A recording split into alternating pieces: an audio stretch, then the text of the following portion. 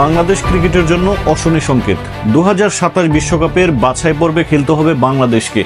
এই প্রশ্নটি এখন ঘুরে ফিরেই সামনে আসছে, কারণ চ্যাম্পিয়ন্স ট্রফিতে হতচ্ছরি পারফরমেন্সের পর আইসিসির যে র্যাঙ্কিং, সর্বশেষ সেই র্যাঙ্কিংয়ে বাংলাদেশের অবস্থান নবম।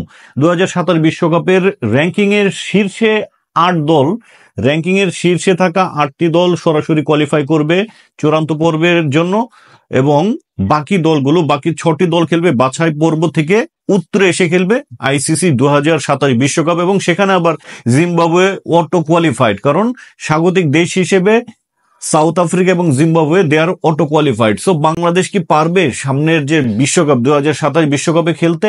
সেখানেই প্রশ্ন।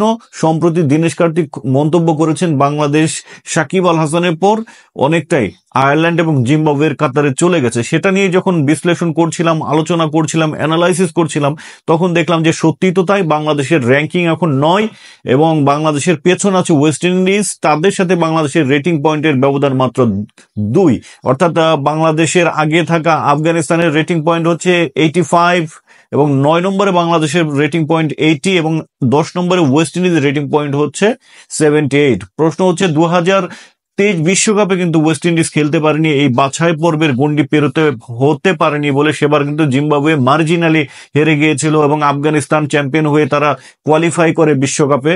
এবং এবার কিন্তু বাংলাদেশের জন্য কঠিনই হবে, কারণ বাছাই পর্বে যে দলগুলো খেলবে, দেখুন, West Indies, Ireland, Netherland, Scotland, UAE, even Nepal, they can challenge Bangladesh. বাংলাদেশের যে ধরনের ক্রিকেট খেলছে, ইভেন নামিবিয়া, ইউএসএ কে তো বাদ দেওয়াই যাবে না, ইউএসএর সাথেও খেলা কঠিন হয়ে যাবে। সো এই যে বাকি 6টা দলের মধ্যে থেকে আসা, তো বাংলাদেশের জন্য নৈতিক পরাজয় হচ্ছে যে 1999 সালের পর গত 28 বছরে এই প্রথম কোনো বিশ্বকাপে মেন্স 50 ওভার বিশ্বকাপে বাছাই পর্ব খেলতে হতে যাচ্ছে, এবং সেটাই হবে।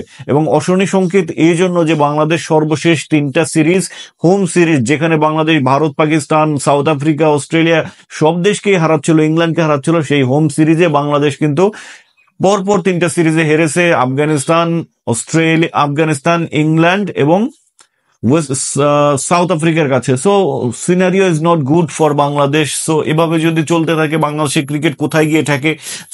বাংলাদেশের যিনি কম্পিউটার অ্যানালিস্ট ছিলেন, পারফরমেন্স অ্যানালিস্ট মৌসিন খান, তিনি সম্প্রতি একটা পোস্ট করেছেন, সেখানে লিখেছেন বাংলাদেশের ক্রিকেটের সমস্যাগুলো, নানাবিধ সমস্যা, ডোমেস্টিক ক্রিকেটের সমস্যা, আম্পায়ারিং এর সমস্যা, ডোমেস্টিকে প্লেয়ার সিলেকশনের সমস্যা, এত সমস্যা কাটিয়ে বাংলাদেশ কি পারবে সামনের যে বিশ্বকাপ 2027 বিশ্বকাপে বাছাই পর্ব এড়াতে? আমার মনে হচ্ছে না। তো দর্শক, আপনার কি মনে হয়, বাংলাদেশ কি সত্যি সত্যি আয়ারল্যান্ড, জিম্বাবুয়ের কাতারে চলে যাচ্ছে? অবশ্যই কমেন্ট বক্সে জানাবেন।